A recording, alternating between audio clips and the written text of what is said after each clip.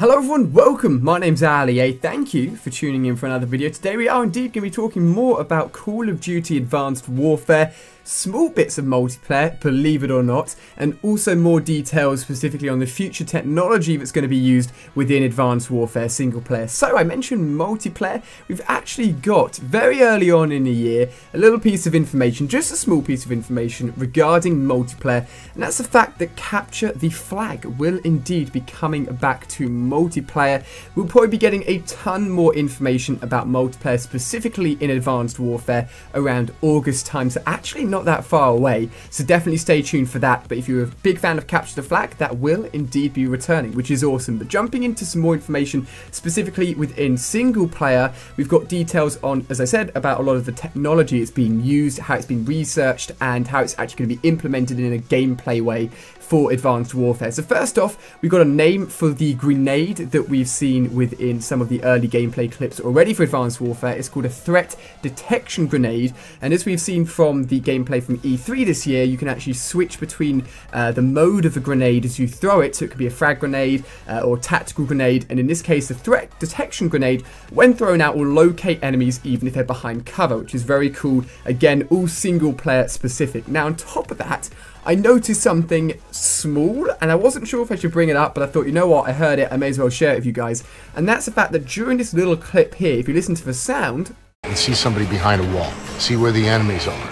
Now to me, that sounded like a countdown, specifically a nuke countdown. Maybe there's some sort of nuke that you set off within this level. It does look as if you're trying to escape some sort of building, so perhaps you've gone into the building, set off some sort of explosive with a loud countdown, and then you're trying to escape. Not sure, but I heard it, hadn't seen anybody else talk about it, so I thought I'd at least mention it so you guys could discuss it as well. On top of that, the barricade that we have seen in action within the E3 gameplay for Advanced Warfare got detailed. It's called the mobile barricade. You can go up to it and sync with it, and once you've synced with it, the actual barricade will lower and rise depending on what you're doing with your weapon. So once you're aiming down sight and shooting at someone, the barricade will drop, allowing you to shoot the enemies in front of you, and when you're reloading and the weapon's not in use, the barricade will raise so that you're covered and nobody can actually shoot at you, and looks like it could be very useful for getting through certain missions on single player if there's a lot of enemies around you.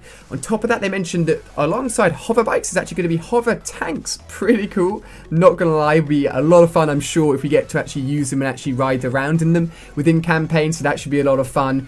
And we're going to move on to next, the exoskeletons, which we've talked about a lot because they're a huge focus of Advanced Warfare, but we've got some very cool details in terms of how the additional abilities and movement abilities will work with these exoskeleton suits. So they made it very clear, the guys at Sledgehammer Games, the guys that are developing Advanced Warfare, that all of the technology involved in Advanced Warfare is plausible technology that would be available quite possibly in the near future. So they've taken technology which is sort of like undercover development, which is happening now that people won't necessarily know about, and they've tried to expand upon it in a plausible way so that it's fitting into Advanced Warfare and it could actually be real technology that could be used in the future. And exoskeleton suits is something we've been talking about a lot. So exoskeletons are a big focus. We know they're going to be in single player and multiplayer because of the pre-order bonus. You can actually get like a metallic sort of bronze coloured exoskeleton suit as a pre-order bonus for multiplayer, and we don't know exactly how it's going to work within multiplayer, but we have got additional details for single player. So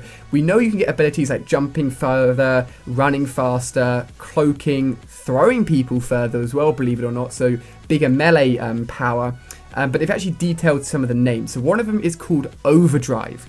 And this Overdrive exosuit, once applied and used, will make you go faster. But rather than moving around really, really quickly, you actually have the rest of the world slowed down, so it's the same effect. Whether or not you're moving quicker or the enemies are moving slower, the same effect is happening. You've basically got more time to shoot at people or do whatever mission you want. So that's the Overdrive exoskeleton suit. And by the sounds of it, you can only have one ability per suit within single player at least, because they detailed another suit, and this is called the Exo Boost suit. And this gives you the ability to jump higher, and all you need to do when activating it is literally press the jump button. So you can then jump further, jump higher, and its simplicity. They detailed the fact that all of these abilities won't need lots of button combinations, they'll be easy to use, and that also makes me think that the fact that you can only apply one of these exoskeleton suits at a time is linked in with the fact that you would need way too many button combinations if you're going to have loads of these additional abilities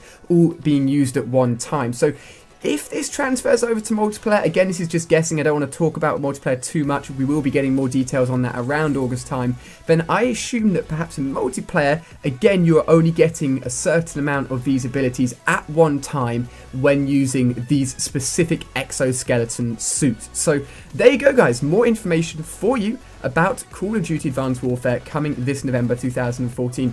Let me know what you guys are thinking of it so far. I'm waiting for multiplayer information. That's going to be the big game changer. If they're doing new stuff within multiplayer, hopefully it's done well, and it's going to be very interesting to see what they're doing. Of course, make sure you're staying tuned here for all of the latest news. On screen here, you can check out some more videos. Also a video I tried to take on the mission of securing a load of money using the sniper within one of the new Battlefield games, and also videos over on my second channel. Do not miss out on them. So cheers for watching, guys. Thank you very much, and I'll see you on my next video.